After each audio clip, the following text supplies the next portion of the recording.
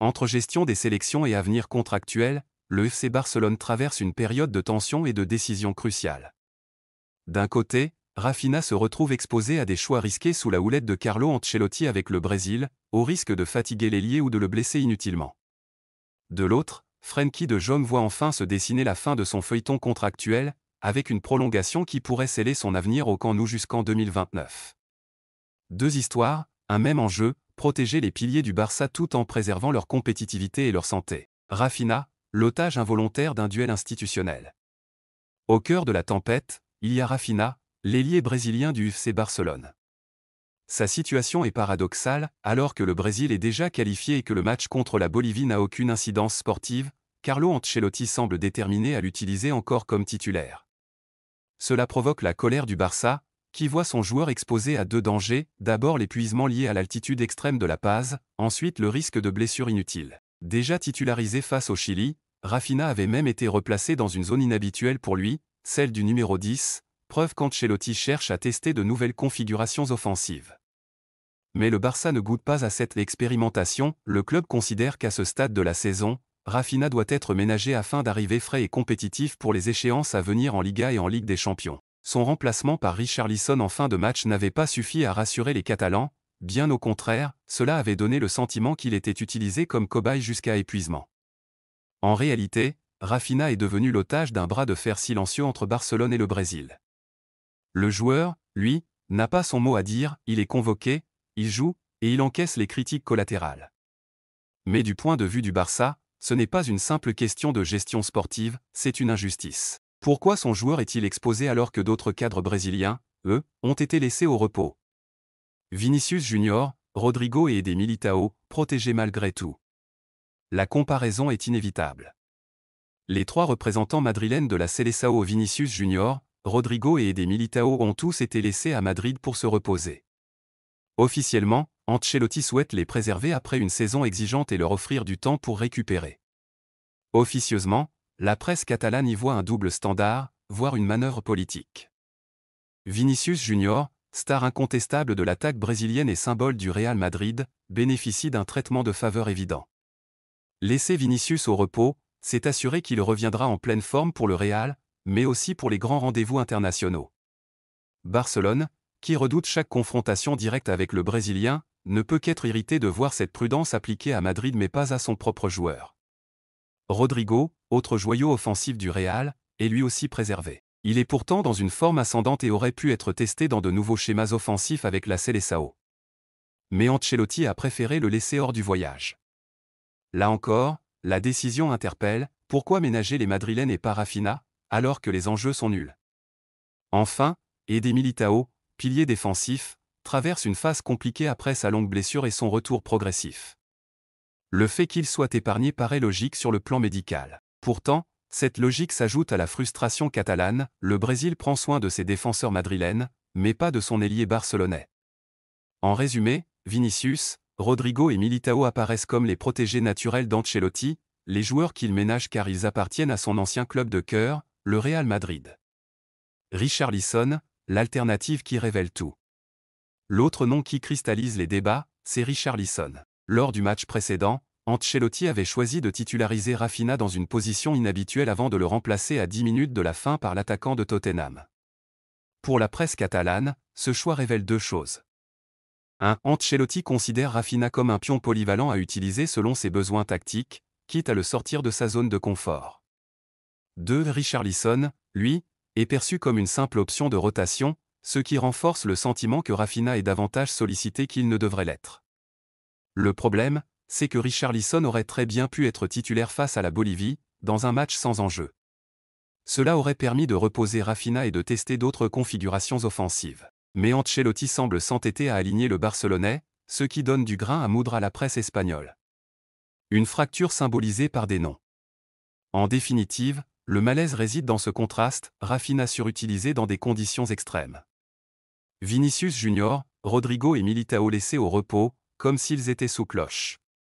Richarlison réduit au rôle de joker tardif alors qu'il aurait pu servir de titulaire pour un match d'entraînement. Ce traitement différencié nourrit la colère du Barça et alimente l'idée que Carlo Ancelotti, même à la tête du Brésil, continue d'agir comme un allié implicite du Real Madrid.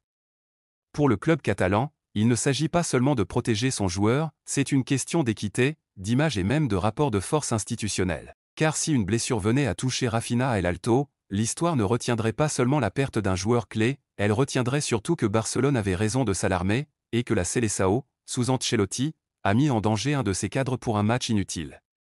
Frenkie de Jong, entre fidélité et incertitude.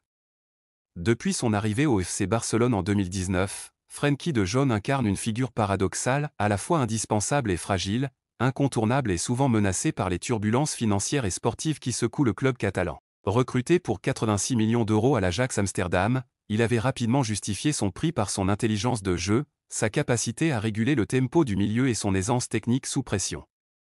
Le Barça voyait en lui le successeur naturel des grandes figures du milieu catalan, un joueur capable de lier l'héritage du jeu de position et la modernité du football européen.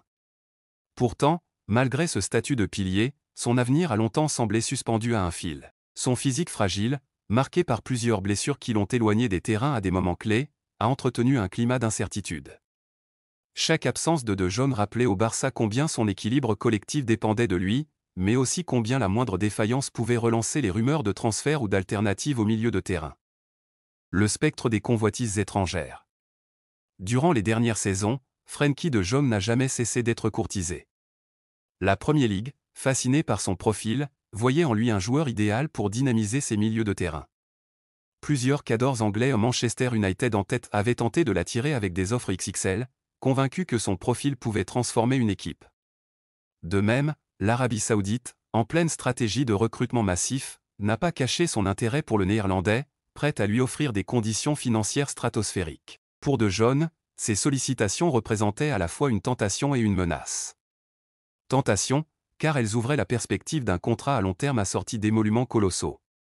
Menace, car elles mettaient une pression constante sur sa relation avec le Barça, un club incapable jusque-là d'offrir une stabilité totale, entre dettes financières et projets sportifs parfois contradictoires. Une liberté contractuelle lourde de conséquences. La grande inquiétude naissait de la situation contractuelle, virtuellement libre en juin 2026, Frenkie de Jong représentait un risque majeur pour le Barça. En théorie, dès janvier prochain, il aurait pu négocier librement avec n'importe quel club et signer un pré-contrat. Pour un joueur de son calibre, perdre une telle valeur sans indemnité aurait été un désastre sportif et économique pour les Blaugrana. Cette incertitude alimentait une nervosité croissante du côté des supporters. Le spectre d'un départ gratuit d'un joueur recruté à prix d'or rappelait les erreurs passées du Barça, trop souvent pris de court dans la gestion de ses cadres. L'histoire récente du club a montré que les prolongations tardives ou mal négociées pouvaient fragiliser le vestiaire, et de Jong était devenu malgré lui le symbole de cette tension. Frenkie de Jong, la stabilité retrouvée. Mais voilà que le vent tourne. Selon les informations relayées par la presse espagnole, notamment El Nacional, le FC Barcelone et Frenkie de Jong sont sur le point de trouver un accord pour prolonger leur aventure commune. L'idée d'un nouveau contrat jusqu'en 2029 est désormais presque actée, un signe fort de la volonté réciproque de consolider cette relation. Pour le Barça, c'est un soulagement immense. Non seulement le club s'assure la présence d'un de ses leaders techniques pour les prochaines années, mais il envoie aussi un message symbolique, celui d'un projet qui conserve ses piliers malgré les turbulences. Pour de Jong, cette prolongation est un signe de confiance et de fidélité. Malgré les blessures, malgré les offres astronomiques venues d'ailleurs, il a choisi de rester au cœur du camp nou rénové, de continuer à écrire son histoire dans le maillot blaugrana. Le poids d'un contrat XXL. Ce nouvel accord ne se fait pas sans contrepartie. Frenkie de Jong restera l'un des joueurs les mieux payés de l'effectif. Ce choix financier, à première vue lourd pour un club encore marqué par ses dettes, traduit pourtant une stratégie claire, garder les cadres qui incarnent à la fois talent et continuité. De Jong bénéficiera également de bonus individuels et collectifs conséquents, une manière de lier sa rémunération à ses performances personnelles et au succès de l'équipe. Cette décision n'est pas anodine. Le Barça sait que l'avenir de son projet passe par la conservation d'un noyau solide, et de Jong en est une pièce maîtresse. Sans lui, le milieu perdrait un équilibre rare, sa capacité à casser les lignes balles au pied, à résister au pressing et à organiser le jeu est irremplaçable dans l'effectif actuel. Un avenir apaisé. Si les supporters du Barça attendent toujours l'officialisation pour célébrer, la tendance est claire, Frenkie de Jong restera un blaugrana, au moins jusqu'en 2029. Cette annonce met fin à des mois d'incertitude et à un feuilleton qui a trop longtemps pesé sur l'environnement du club. Reste à savoir si son corps suivra, car la seule véritable ombre au tableau demeure sa fragilité physique. Mais si le Néerlandais parvient à enchaîner les saisons sans blessure majeure, il pourrait enfin devenir ce que le Barça attend depuis 2019, non pas seulement un talent brillant, mais un véritable leader capable de guider une génération entière vers les sommets. En prolongeant de jaune, le FC Barcelone choisit la stabilité, la continuité et la fidélité. Pour le joueur, c'est aussi une victoire personnelle, il a résisté aux sirènes étrangères, il a imposé son importance et il s'apprête à entrer dans une nouvelle ère au cœur du Camp Nou, toujours en blaugrana. Entre l'exposition risquée de Rafinha sous la sélection brésilienne et la sécurisation tant attendue de Frenkie de Jong au FC Barcelone, le club catalan navigue entre inquiétude et soulagement. D'un côté, il doit gérer les dangers liés aux sélections internationales et aux décisions d'entraîneurs extérieurs, de l'autre, il peut enfin envisager l'avenir avec l'un de ses piliers assurés pour plusieurs saisons. Ces deux situations illustrent parfaitement les défis contemporains du Barça, protéger ses talents, préserver l'équilibre du vestiaire et sécuriser un futur compétitif, tout en affrontant les pressions du football moderne, entre finances, enjeux sportifs et ambition internationale.